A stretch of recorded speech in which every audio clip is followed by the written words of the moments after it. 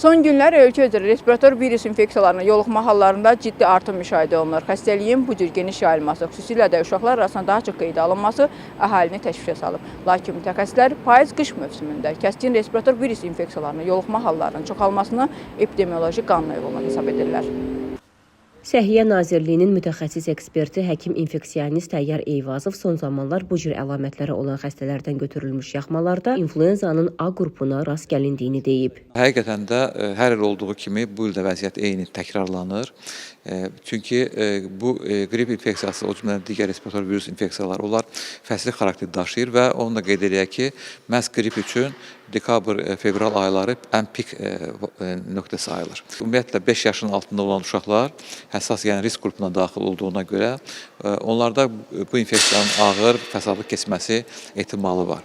Ona görə də birinci növbədə dediyimiz kimi hərarətin yüksəlməsi, ümumi halsızlıq, əzələ ağrıları, baş ağrıları kimi əlamətlər, o cümlədən yuxarı tənəffüs yollarının zədələnməsi, yəni öskürəyin olması, boğazı ağrılı, burun tutulması və s. kimi əlamətlər olarsa uşaqlar və mütləq onun birinci növbədə valideyn, yəni heç nə gözləmədən həkimə müraciət etməlidir ki, yəni ən azı həkim tərəfindən nəzarətdə olsun və lazımi tədbirlər görülsün. Təyyar Eyvazov bildirib ki, üzü yaza doğru havalar isindikcə bu cür infeksiyalara yoluxma hallarında azalmalar olacaq. Onun sözlərinə görə hazırda yoluxanlar arasında koronavirus çox nadir hallarda aşkarlanır. Ümumiyyətlə, yəni yalnız əlamətlərə görə biz yəni virusu xarakterizə edə bilmərik. Amma ümumiyyətlə demək lazımdır ki, bəli, virus mutasiya eləyir, hər il sirkulyasiya eləyir. Hətta eyni ştam olsa da belə müəyyən kiçik mutasiyaların nəticəsində hansısa bir kliniki çalar əldə edə bilər.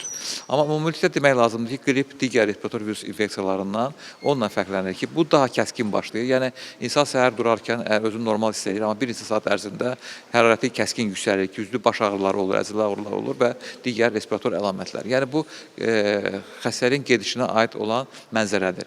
Xüsusən də bunlarda yuxarı tənəffüs yolları birinci növbədə iri traxeya və bronxlar zədələndiyinə görə daha çox quru öskürək xarakterikdir. Səhiyyə Nazirliyinin mütəxəssis eksperti Zakir Quliyev isə bildirib ki, COVID-19 pandemiyasından sonra özündə hər hansı bir narahatlıq hiss edən, qızdırma, öskürək olan vətəndaşlar dərhal panikaya düşürlər ki, bu da koronavirus pandemiyasının həyatımızda yaratdığı bir travmadır. Ümumiyyətlə, dekabr-fevral ayları qrip infeksiyaları mövsümü qrip xəstəliklərinin pik həddinə çatdığı dönəmlərdir. Yəni, hər zaman əslində bu rəqəmləri biz görə bilirik və bu virus infeksiyaları çoğu insanda dediyimiz kimi yüngül gedişi ola bilər. Bəzi yüksək riskli şəxslərdə isə xəstəlik özünü daha ağır keçirə bilər. Bu nəzərə alaraq artıq Səhiyyə Naziri tərəfindən ölkəmizə Avropanın qabaqcıl firmalarının istehsal etdiyi qrip əleyhinə vaksin gətirilib və bu da artıq bildiyimiz kimi vətəndaşlar arasında tam ödənişsiz şəkildə insanların xidmətinə verilib. Bir nömrəli uşaq poliklinikasının sahə həkimi pediatr İlhami Rəsulova isə uşaqlar arasında yayılan virus infeksiyaları ilə əlaqədar valideynləri təlaşa düşməməyə və vaxtında həkimə müraciət etməyə səsləyib. İlkin əlamətlər yüksək hərarət 38-40 aralığında, əzələ ağrıları, baş ağrısı, halsızlıq, quru öskürək, körpə uşaqlar arasında ishal və qusma belə müşahidə oluna bilər. Təşvişə düşməkdənsə həkimə müraciət edib, həkimlə daha sıx əlaqədə olmaq lazımdır ki, lazımsız dərmanlardan istifadə olunmasın. Çünki bu viral infeksiyalarda antibiotiklərin heç bir mənası yoxdur. Şahid oluruq ki, valideynlər öz başına antibiotiklərdən istifadə edirlər. Xəstəliyin hər hansı bir əlamətini özündə evladında görən şəxslər mütləq şəkildə ən birinci izolə olunmalı, yəni dərsə, bağçaya göndərilməməlidirlər, yataq rejiminə əməl olunmalıdır, bol maye, bol vitaminli qidalar, mayelər istifadə olunmalıdır.